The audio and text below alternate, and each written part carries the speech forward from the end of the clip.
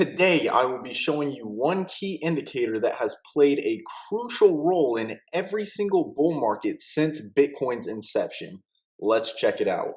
This is the 21 moving average on the weekly, and since April of 2011, it has signaled whether the bulls or the bears are in control of price action. We had our very first test of this moving average on April 4th of 2011, and our moving average was at 57 cents, and our very low of this candle was 58 cents, within 1 cent of this simple moving average, before rallying 5,300% all the way to $31.81 just 63 days later. After our peak in 2011, once we lost our 21 moving average, the bears took control, leading us to an 80% decline in price, and the bulls were not able to regain control of this 21 moving average until January of 2012. Once the bulls reclaimed this level in early 2012, you can see how they defended this 21 simple moving average for over 100 days, silently accumulating at these prices and building the foundational base for the 2013-2014 bull market. We had our final test of this level on June 11th of 2012, with our moving average being at $5.11 and the low of this candle being at $5.25, before going on a 5,000% rally over the next 300 days to $268. After our first peak at $268, we came back down to test the 21 moving average and briefly lost it as support. You can see this weekly candle closed below it, and for the following almost a month and a half, we held that level as resistance before this candle closed back above it. And with this candle, we reconfirmed it as support, with our low being $99.73 and our moving average being $108.28, which led us on a 1,100% rally in just a little over a month at $1,177. After our market cycle top in 2013, Bitcoin did do something for the first time it had ever done with the 21 moving average, and that was actually have a fake out above. Now, in all of Bitcoin's history, this has only happened 3 times, and 2 of those times were during the 2014 to 2015 bear market. So what we can see is once Bitcoin did lose the 21 moving average right here, we came up, retested that level as new resistance, and once it was confirmed as resistance, we had an additional 46% drop to the downside.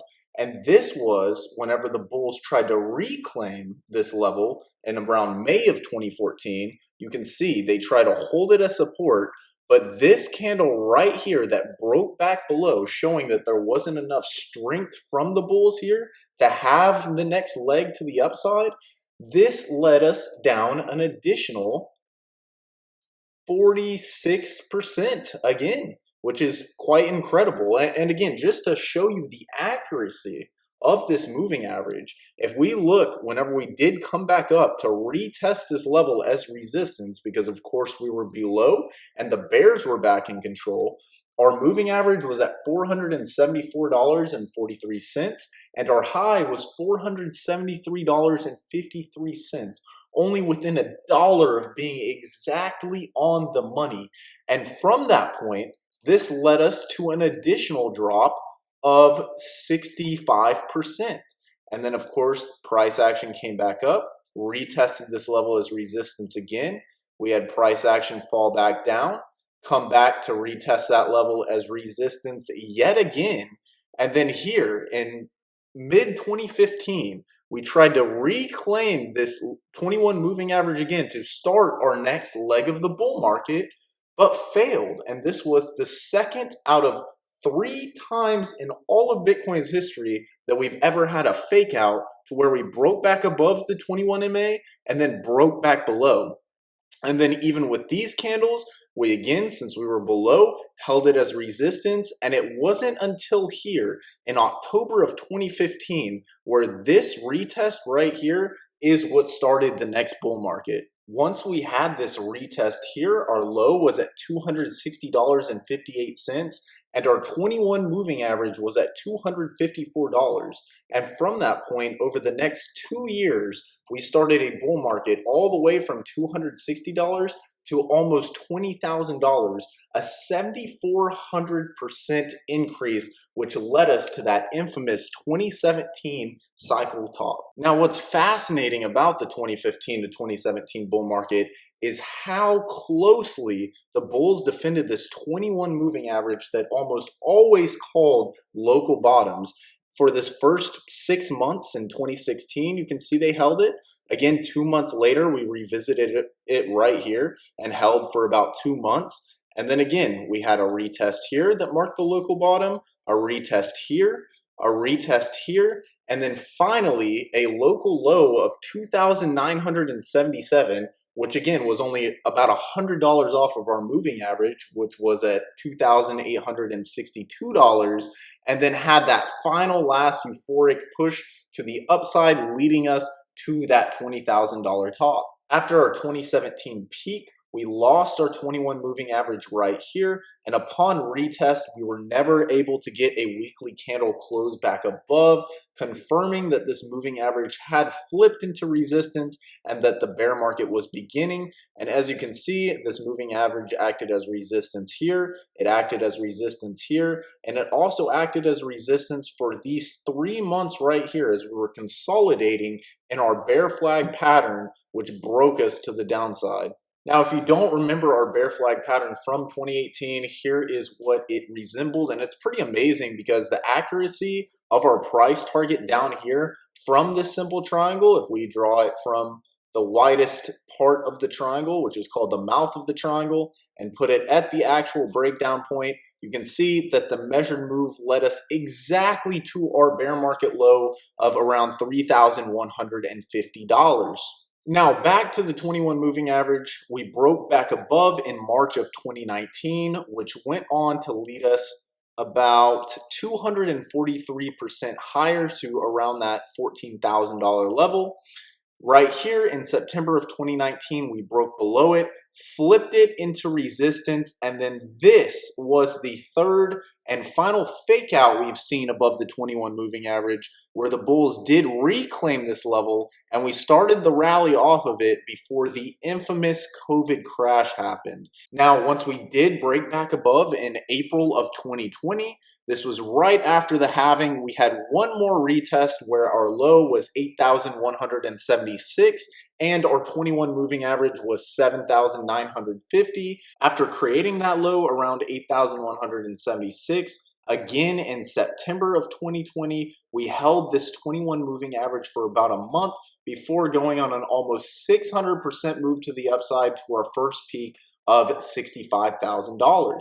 After that first peak, we did briefly lose the 21 moving average to come down and test our 0.618, the golden ratio, before having one more final push above our 21, retesting it as support, creating our true bull market top or around almost 69,000, which again represents our double top in price action, and then closed below in November of 2021, held it as resistance, again revisited the 21 back in April of 2022, continuing to hold it as resistance, and once we lost our golden ratio, that's what led us to our true capitulation. But what's funny about this is as well, and you can go back on our trading view under ViaQuant and look, we were pointing out how we were testing the 21 again as resistance, and this was one single week before the FTX collapse that happened right here.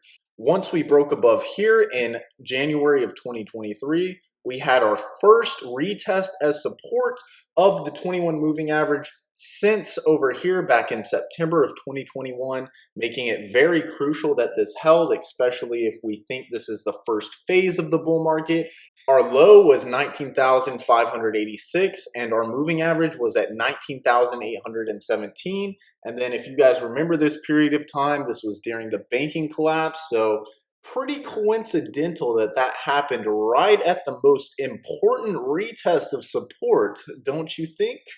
And then after rallying all the way back up to about 31,000, we had one more retest here. And you can see with the weekly candle bodies, we held that level, had another rally back up to that $32,000 level, which if you don't realize why that $31,000 to $32,000 level is so important to get above, is because it was all this support built up in our bull market back in early 2021, and it was also our support that was built up in mid 2022 before we lost that level during the collapse of Terra Luna, and thus created this major support level as currently a resistance level.